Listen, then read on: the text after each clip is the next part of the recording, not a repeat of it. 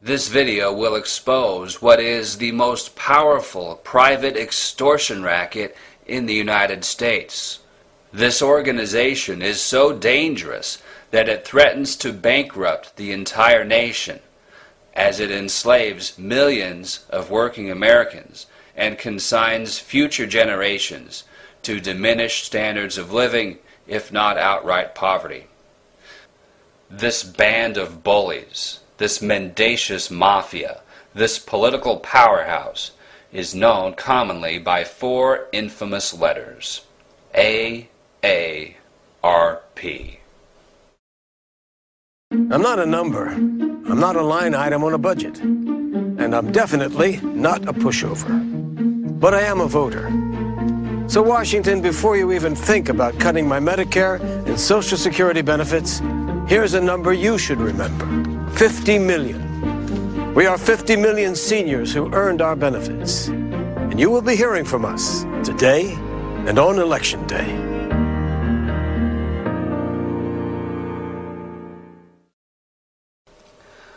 So these thugs, these AARP thugs, want you to believe that they have earned the benefits that they are demanding be extracted from current workers through the political process. Extracted from workers' earnings, their labor. These AARP thugs think they have earned a portion of it. Not only a portion of it, but an ever-increasing portion of it. And see, that's because the population of people who will become eligible for Social Security is growing and is slated to grow at a much faster pace than the rate of people in the actual workforce.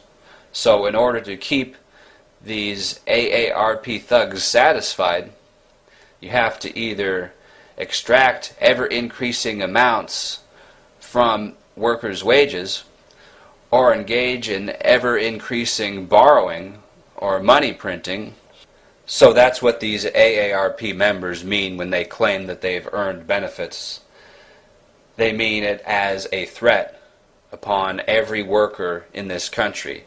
They mean that because they vote, because they're 50 million strong, because they have a lot more political clout than you do, that they have earned their benefits, which are your wages. And if your wages aren't enough, then they will borrow against the future of this country just to satisfy their short-term sense of entitlement. They will throw this country down the tubes. Social Security and Medicare as age-based entitlements are financial train wrecks, and they are grossly immoral. If I was designing an entitlement program to be based on age, and I don't advocate any such programs to be based on age, but if I was, I would structure it in quite the opposite way that Social Security is structured. Instead of bestowing benefits upon people over 65, I would concentrate benefits on young people just starting out, working jobs, trying to raise children. When you're 65, children aren't a liability anymore. Children are generally an asset to the extent that you have any. When you're 65, you've had decades to accumulate savings. If not savings, if by some misfortune or failure on your part you have no savings, well, then you probably have friends and family. And if you don't have either savings or friends and family to prevent you from slipping into poverty, then you know what? You should be just as eligible as a 21-year-old single mother to go on welfare. Meaning there shouldn't be any separate criteria for you to receive a benefit just because you are old. Social Security and Medicare, as they are presently structured, extract wealth from the young and the relatively poor to give to the old and the comparatively well-off. there is a huge wealth gap between the young and the old. And this gap is largely artificial, largely created by these entitlement programs that are targeted at senior citizens. There's an article that just came out today, November 7th, 2011, from the Associated Press. U.S. wealth gap between young and old is widest ever. The article says, the wealth gap between younger and older Americans has stretched to the widest on record, worsened by a prolonged economic downturn that has wiped out job opportunities for young adults and saddled them with housing and college debt. The typical U.S. household, headed by a person age 65 or older, has a net worth 47 times greater than a household headed by someone under 35. The article continues, while people typically accumulate assets as they age, this wealth gap is now more than double what it was in 2005 and nearly 5 times the 10-to-1 disparity ratio a quarter century ago, after adjusting for inflation.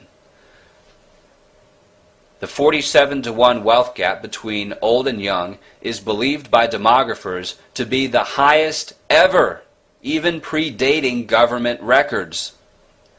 So what we have here in financial terms is a massive bubble in resources being allocated to the elderly. Our society's priorities are inverted. We should be focusing our resources on the people who are able to procreate and carry on the society, and on the children who are the future of the society. Instead, we are satisfying people's desires to play golf and sit around and watch TV and go to casinos and gamble their Social Security checks. I don't understand today's retirees.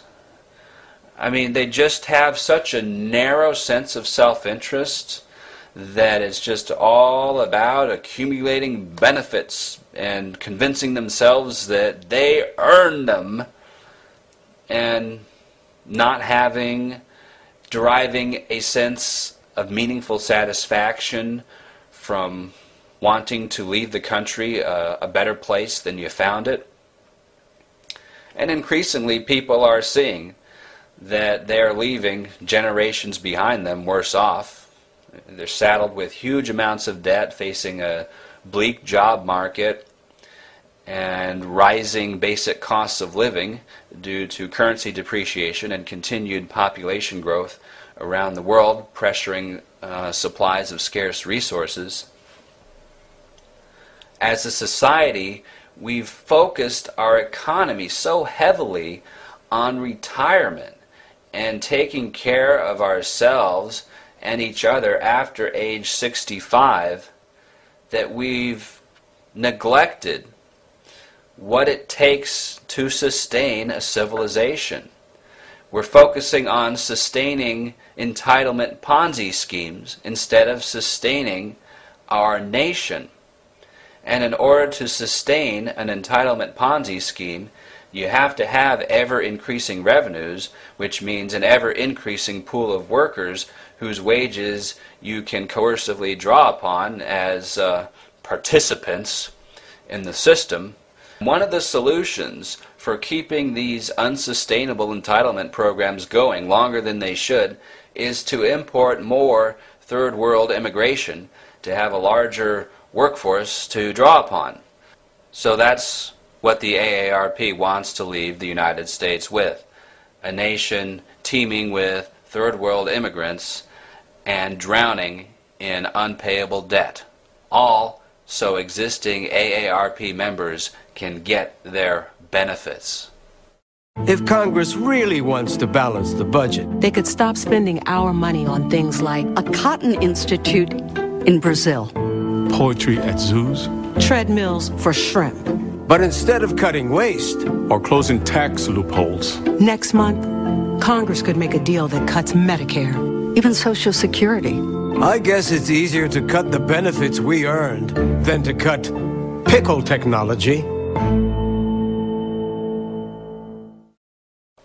Social Security, Medicare, Medicaid, and interest on the debt are half the federal budget right there.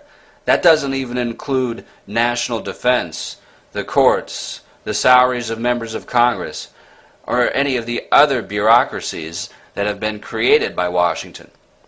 So the idea that you're going to identify little areas of waste within each bureaucracy, little boondoggles involving shrimp or pickles or muffins or toilet seats, and that's going to amount to any meaningful closure of the deficit is an absurdity.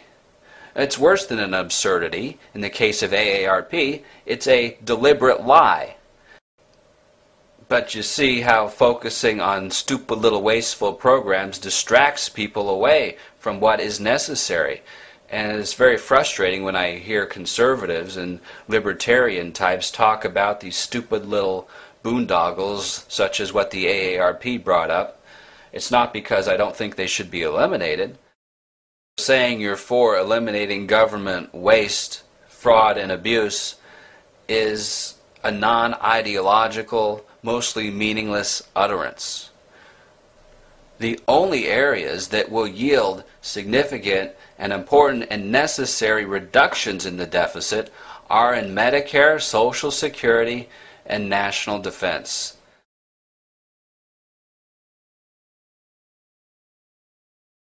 The benefits we earned, the benefits we earned, the benefits we earned, the benefits we earned, the benefits we earned.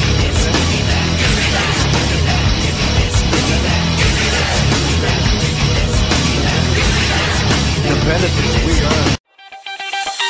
Shout to all my lost boys. Shout to all my lost boys. We rowdy. Shout to all my lost boys. Shout to all my lost boys. We rowdy. Shout to all my lost boys. Shout to all my lost boys. We rowdy. Shout to all my lost boys. Shout to all my lost boys. And you're ready. And you're ready.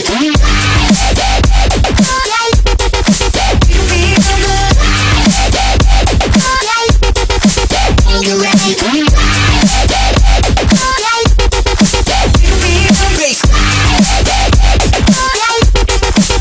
You ready?